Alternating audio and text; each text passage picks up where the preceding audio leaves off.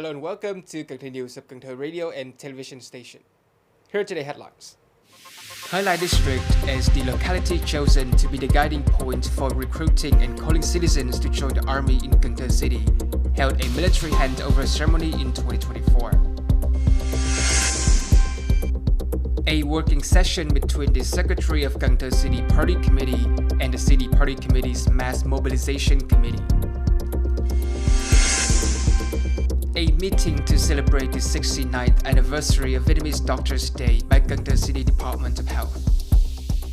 Top news today, on February 27 morning, together with districts throughout the city, Thới Lai District held a military handover ceremony in 2024. This is also the locality chosen to be the guiding point for recruiting and calling citizens to join the army in Cần Thơ City.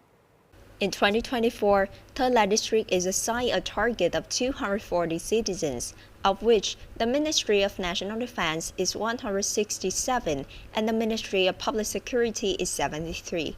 Speaking at the ceremony, Mr. Đậu Việt Tru, the chairman of the City People's Committee and the chairman of the Military Service Council of Cần Thơ City, expressed his gratitude to the parents who have birthed, raise and educate 2,038 exceptional young people in the city of Cần Thơ, including 240 exceptional young people from the Thới Lai district who, as a Joe, volunteer with great enthusiasm to join the People's Army and People's Police and to help defend the fatherland.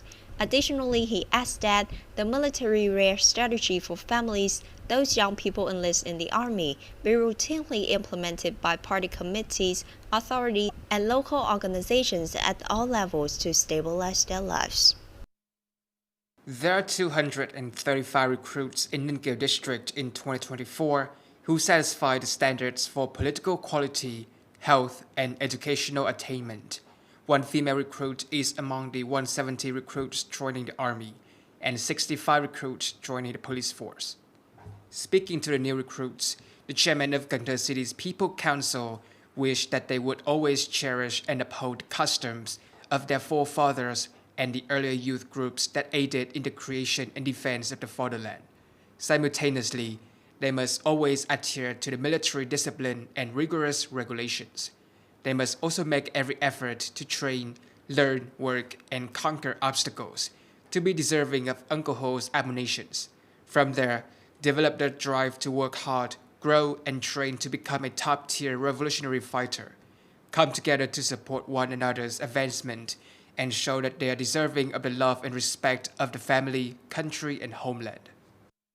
Ô Môn District was given a recruitment target of 226 this year. About 160 of these youth will be sent to the Ministry of National Defense units, with the remaining youth serving in the Ministry of Public Security units. Ô Môn District met its quantity targets and maintains quality by adhering rigorously to the approved measures.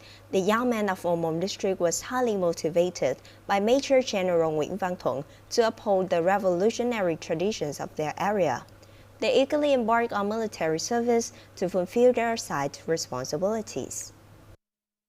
Bình Thủy District similarly organized a solemn military handover ceremony. 228 local youth, including 2 women, were encouraged to enlist in the army by Mr. Nguyễn Ngọc Tâm, head of the City Party Committee Propaganda Department, and Mr. Nguyễn Thực Hiện, vice chairman of the City People's Committee. This year, the district forwarded 163 citizens to the Ministry of Public Security and 65 citizens to the Ministry of National Defense. Families and young people are properly aware of their obligations and responsibilities in carrying out their military service, thanks to the effective coordination in spreading the law on military service. The locality also performed a commendable job at military rear, preserving milk at home and providing gifts and saving book worth 3 million Vietnam dong to each new member.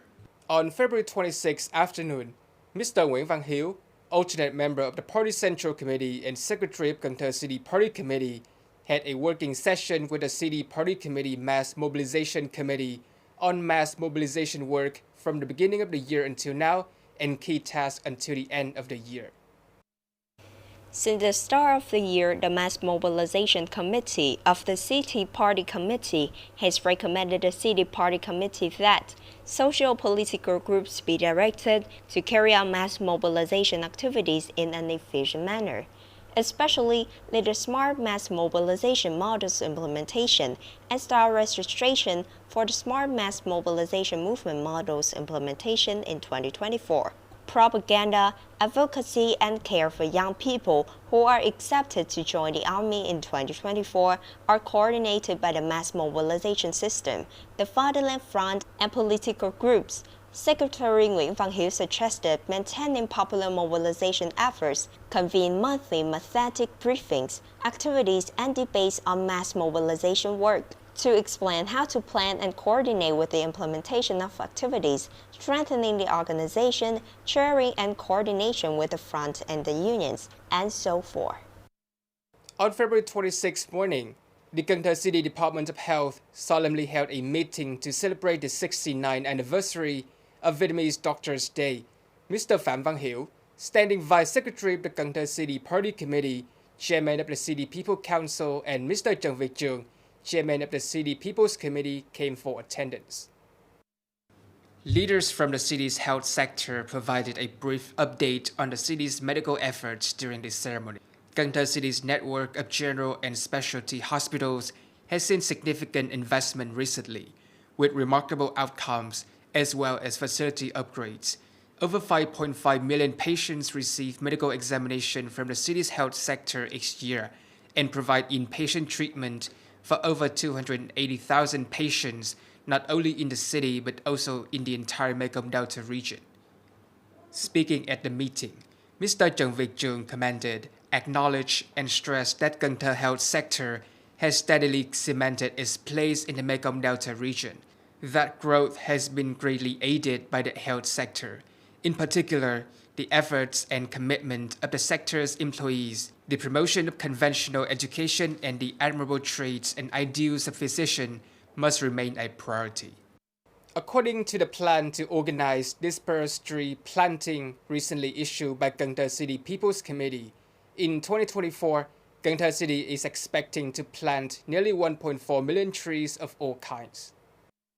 The Cần Thơ City Youth Union planted over 10,000 trees at all levels just during Youth Month this year. From 1 to 1.4 million trees of all kinds are expected to be planted in the city for the entire year. On May 19, 2024, city officials in the Vĩnh Thành district will also host the inaugural event for the tree planting in eternal gratitude to Uncle Ho campaign. In 9 districts, the initiative is anticipated to see the planting of roughly 30,000 trees throughout the first week. Planting commercially viable trees and other native plants that are essential, thrive, and adjust to local weather conditions should take precedence to counteract local climate change. The primary source of funding for execution is social mobilization. People in the southern region are expecting intense heat. According to the Southern Regional Hydrometeorological Station, the sun appears early and lasts all day, with hot weather occurring from 12 to 4 p.m. every day. This heat wave is caused by the subtropical high pressure, which at high altitudes crosses the south central and southern region on a horizontal axis before progressively extending its axis to the north. According to Mr. Lê Đình Quyết, Deputy Head of the Forecasting Department, Hydrometeorological Station of the Southern Region, the heat wave this year is more intense and unique than it was a few years ago. It also has a high UV ray index, which can be harmful to people's health when they engage in prolonged outdoor activities. As a result, people should take extra precautions to protect themselves from the heat when they are outside or working in the sun.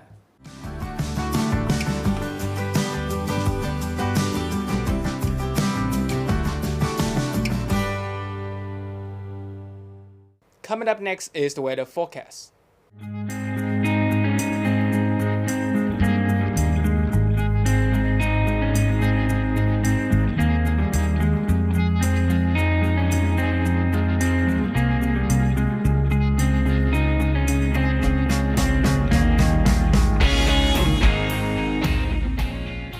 Thank you so much for watching, and I'll see you next time.